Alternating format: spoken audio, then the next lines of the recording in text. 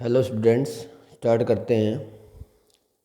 Haryana board practice paper first class 10th code A MCQ question number 5।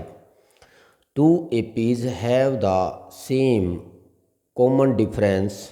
The first terms of one of these is -2 and that of the other is -6। Two APs हैं जिसकी first term first की क्या है -2 और जो second AP है उसकी first term आपके पास क्या है -6 है। And then the difference between their fifth term, और उसके फिफ्थ टर्म्स का डिफरेंस बताना चाहते हैं। दोनों का कॉमन डिफरेंस सेम है, कॉमन डिफरेंस सेम होगा और फर्स्ट टर्म्स अलग अलग हैं तो टर्म्स का डिफरेंस पूछेगा है फिफ्थ टर्म्स का। तो चाहे 100 टर्म्स का पूछे तो एक ही रहता है डिफरेंस बिटवीन फिफ्थ, वो रहेगा भी फर्स्ट टर्म माइनस फर्स्ट। तो इसकी फर्स्ट टर्म क्या है -2 और माइनस में दूसरे की भी फर्स्ट टर्म क्या है -6। इनका डिफरेंस करेंगे तो यह आएगा -2 प्लस में 6, आंसर आ जाएगा 4। तो डायरेक्ट आपने फर्स्ट टर्म्स का डिफरेंस निकाल लेना है, वही उनकी फिफ्थ टर्म्स का डिफरेंस होगा, वही उनकी 100th हो। कोई भी डिफरेंस आ जाए तो आपने फर्स्ट टर्म्स का डिफरेंस कर दे, वही आपका आंसर हो जाएगा। तो सी आपका ऑप्शन रहेगा 4। नेक्स्ट क्वेश्चन है आपके पास question number 6। The point which lies on the perpendicular bisector of the line segment joining the point. एक लाइन है मेरे पास में AB, ये A पॉइंट है -2 5 और एक ये B पॉइंट दे दिया इन्होंने, वो आपका 2 5, ये 2 5 है। तो क्या किया है इन लाइन सेगमेंट का आपने परपेंडिकुलर बाइसेक्टर, बाइसेक्टर होता है मिड पॉइंट्स, तो मिड पॉइंट्स ही निकालना है एक प्रकार से। तो बाइसेक्टर क्या बोले है परपेंडिकुलर बाइसेक्टर बोल दिया है तो आपने इसका मिड पॉइंट फाइंड करना है। तो मिड पॉइंट कैसे फाइंड करते हैं M x1 प्लस x2, यहाँ से लेंगे आप x1 प्लस x2 बाय में 2 और y1 प्लस y2 बाय में 2। यहाँ से आंसर आ जाएगा आपके पास x1 कौन है -2 प्लस 2 और बाय में 2। ऐसे दूसरा क्या है 5, यहाँ पे था आपका 5 प्लस में 5 और बाय में 2, तो ये वैल्यू है यहाँ पे एक माइनस दिया हुआ है -25 है, तो ये आ जाएगा माइनस का। तो ये भी आपका क्या आ जाएगा 5 माइनस में 5 और बाय में 2। तो यहाँ से आपके पास आ जाएगा -2, ये भी 0 रहेगा और ये भी आपका 0।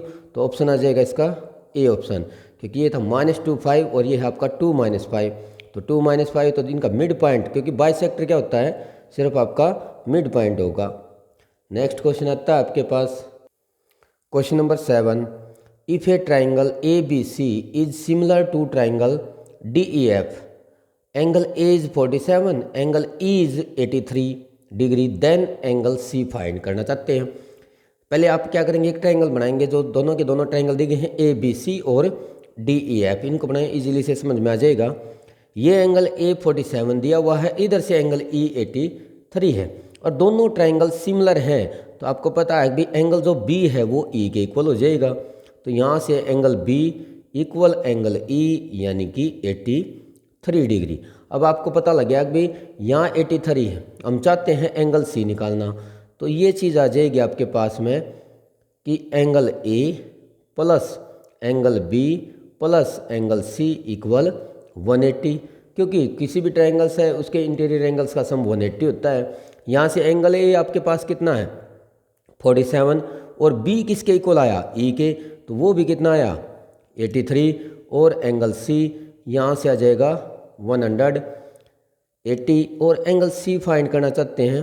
तो इन दोनों का सम हो जाएगा आपके पास में, वो आ जाएगा 180 माइनस, क्योंकि इन दोनों का सम लेस करोगे, सम लेस करेंगे 7 3 आपका 10 और 8 4 12 यानी कि 130 आ जाएगा। और वो 130 को दोनों को इधर आके लेस करते हैं तो आपके पास आंसर आएगा 50। तो आपका आंसर हो जाएगा 50। नेक्स्ट जो क्वेश्चन आता है वो है क्वेश्चन नंबर 8। अब क्वेश्चन नंबर 8 में क्या है आपके पास में कि if tangent PA and PB from a point P to a circle with centre O are inclined to each other at an angle of 80 degree.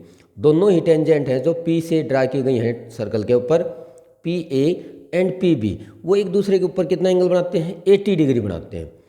And then finds POA, तो POA यानी कि ये हाफ एंगल चाहते हैं हम। अब आपको पता है कि ये एंगल 80 यानी कि जो आपका एंगल P है plus angle AOB, angle AOB, इन दोनों का सम कितना होता है आपका 180 होता है। इन दोनों एंगल्स का सम 180 और P हमारे पास 80 है, तो यहाँ से एंगल AOB निकाल लेंगे आप। कितना आ जाएगा 180 लेस करेंगे एंगल AOB, वो आ जाएगा 180 माइनस 80 यानी कि 100। अब आपको एंगल पता लग गया है AOB, हमें निकालना क्या है POA। तो POA ये एंगल जो आपका हो जाएगा एंगल POA, जो आपका 100 आया है यानी कि AOB इस एंगल का हाफ हो जाएगा, हाफ ऑफ एंगल 100। तो ये कैंसिल होने के बाद आपके पास 50 डिग्री, तो ये एंगल भी आपका क्या रहेगा 50, ए ही ऑप्शन रहेगा, 50 डिग्री रहेगा। नेक्स्ट क्वेश्चन आता है question number 9। The point common points of a tangents to a circle and the circle is with common points of a tangent to a circle and the circle. जो tangent है और जो circle है उसका जो point of contact क्या बोलते हैं इसको, जहाँ पे टेंजेंट मीट करती है और सर्कल को, उस पॉइंट को क्या बोलते हैं पॉइंट ऑफ कॉन्टैक्ट बोलेंगे। क्या कहेंगे पॉइंट ऑफ कॉन्टैक्ट या मीटिंग पॉइंट भी कहते हैं। तो यहाँ तक करेंगे क्वेश्चंस। Thank you.